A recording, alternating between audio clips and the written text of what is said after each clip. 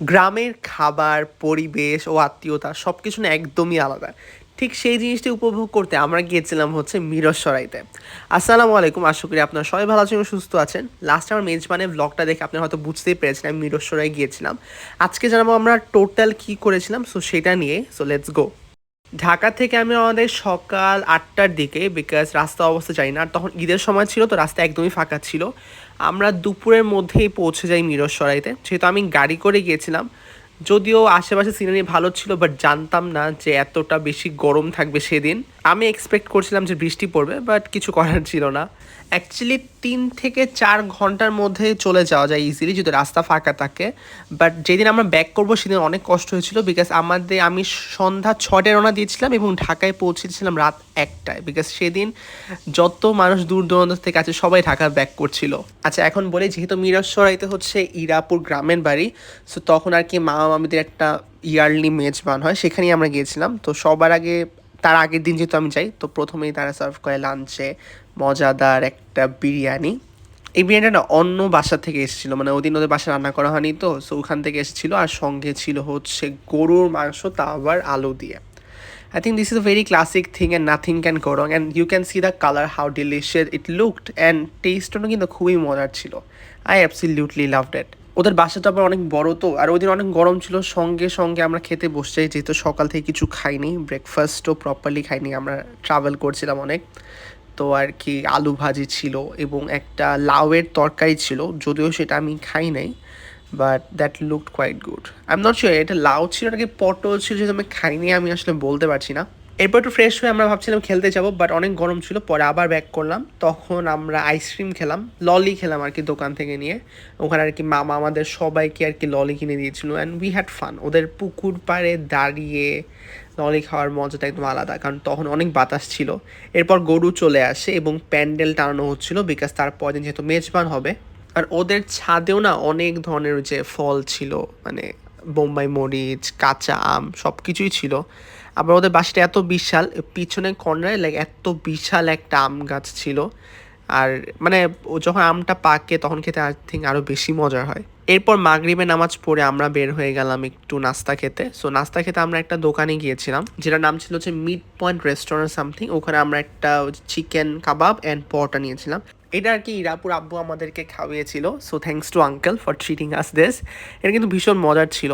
আর আমরা সবাই মিলে হাঁটতে হাঁটতে গল্প করতে করতে দূরে চলে গেছিলাম, দেখে আর কি মনে পড়লো যে কিছু খেয়ে নেই। So we had this delicious chicken chaap or kebab, whatever you want to say, and সঙ্গে 1 কাপ চা নিয়েছিলাম। একটা জিনিস আছে না, গরম যতই হোক না কেন চা তো লাগবেই। So how can we say no to chai. তো ওরকম নাস্তা পানি খেয়ে খেয়ে 7টা, 7:30 বেজে গেলো, আমরা আবার বাসায় ব্যাক করলাম, বিকজ তারপর আর কি ডিনার প্রিপারেশন শুরু হবে। And I actually wanted to see যে কীভাবে তারা ডিনারটা রান্না করে, বিকজ ডেকচি ভরা রান্না আমি আসলে খুব রেয়ার দেখেছিলাম, অ্যান্ড প্রথমত এরকম সুযোগ ছিল। তো বাসায় গিয়ে উই স ফ্লাফি, এরপর ফ্লাফির সাথে খেলাধুলা করার পর আমরা আবার চা খেলাম, এরপরে পুরি ছিল, পেঁয়াজও ছিল, ওইটা আবার খেলাম। তারপরে ডিনারের জন্য প্রিপারেশন শুরু হয়ে গেল। ফার্স্টে মানে 3 ডেকচিতে, একটার মধ্যে ভেজিটেবল হচ্ছিল, একটার মধ্যে মাছ হচ্ছিল, একটার মধ্যে মুরগি হচ্ছিল, একটার মধ্যে চাল বয়েল করছিল। সো তারপর দিন যেহেতু মেজবান, তো ডিনারের মধ্যে আর কি কোনো গরুর মাংস ছিল না, কারণ পরদিন এমনিও গরুর মাংস থাকবে। তো রান্না করা অলমোস্ট শুরু হয়ে গেল। প্রথমে আর কি চাল ধোয়া হলো, এরপর একটা ডেকচিতে আপনার চিংড়ি মাছ এবং লাউয়ের তরকারি হচ্ছিল, আর একটা ডেকচিতে সবজি হচ্ছিল, আর এখানে আর কি আপনার মুরগির মাংসর ঝোলটা কষানো হচ্ছিল। এখন মুরগির মাংস যেটা করেছিল আর কি মশলা দিয়ে আর কি ঝোলটাকে আগে কষিয়ে নেওয়ার পর লাস্টে ওই যে মুরগি যে মাংস কাটা ছিল আলু দিয়ে সেটা আর কি দিয়ে দিল। এখন প্রপারলি এটাকে একটু নাড়াচাড়া করে রান্না করবে। এখানে আর কি শুধুমাত্র মামার বাসার খাবার না, এখানে আর কি আশেপাশে যত মানুষ ছিল সবার জন্যে আর কি ডিনার অ্যারেঞ্জ করা হয়েছিল। এই জন্য আর কি ডেকচিতে রান্না করা হয়েছে। আর তার মধ্যে বাবুর্চিটা যেহেতু সারাদিন কাজ করবে, এটার কারণে ওদের জন্য তো ডিনারটা দরকার। সো এই জন্য আর কি এক ডেকচিতে সবার জন্য একবার রান্না করা হচ্ছিল। And just see the colour of chicken. As you all know how much I love chicken, মানে আমার মতে মুরগির তরকারিতে যদি আলু থাকে আর সঙ্গে একটু ডাল থাকে, দ্যাটস মাই কমফর্ট ফুড। আরেকদিকে সবজি হচ্ছিল, লাউ, গাজর, কাঁচামরিচ সব কিছু দিয়ে একটা সুন্দর এবং মানে খুব মানে পেটটা ঠান্ডা হয় এমন একটা সবজি রান্না হচ্ছিল।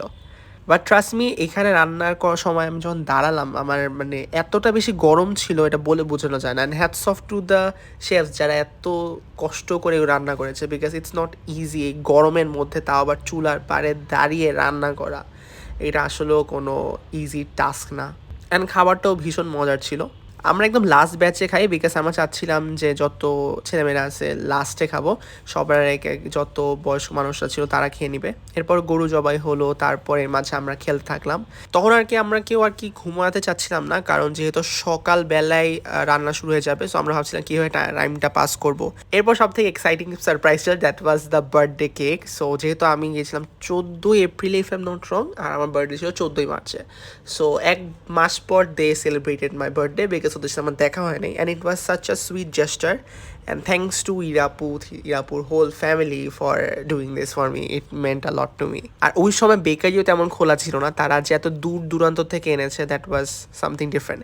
এরপর আমরা ভোর 6টা বাজে উঠে যাই। ভোর 6টা বাজে উঠে আমরা প্রিপারেশনে ভিডিওটা দেখি, ভিডিও করি, এরপর 1 কাপ চা খাই। তখন আর কি খাবার রান্না করা হচ্ছিল। সকালবেলা মিষ্টি যে ওয়েদারটা, সেটা আর কি ভালো ছিল। এরপর আমরা একটু আশেপাশে ঘুরি ফিরি।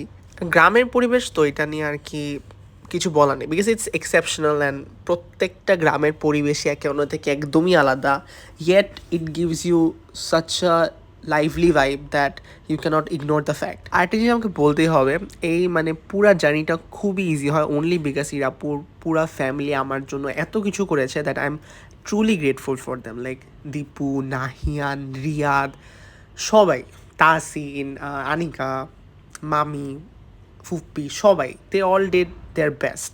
লাঞ্চের পর এই গরমে আবার কফিও খেলাম। এরপর আমরা একটু ছবি তুললাম সবাই মিলে, বিকজ আমরা সবাই হোয়াইট পরেছিলাম মেজবান উপলক্ষে। And we had a lot of fun. It was one of the best Eid vacations I ever had, trust me. আর এই ম্যাঙ্গো জুসটা যে আমি কতবার খেয়েছি সেটা আমি আই থিঙ্ক কাউন্টই ভুলে গিয়েছিলাম, because it was so refreshing and good. For the first time আমি একা বের হয়েছিলাম, তা আবার মিরসরাইতে, যেখানে আমি কাউকে চিনি না। And trust me, it was one of the best decisions I ever took. শুধুমাত্র একদিন থেকেছিলাম এবং একদিন থেকে I had a blast. And মিরসরাইয়ের মানুষরা কিন্তু আসলেও খুব ভালো, এটা দেখেই বোঝা যায়। So all thanks to Irapu for inviting me, and I really can't wait to go there back again. Happy eating.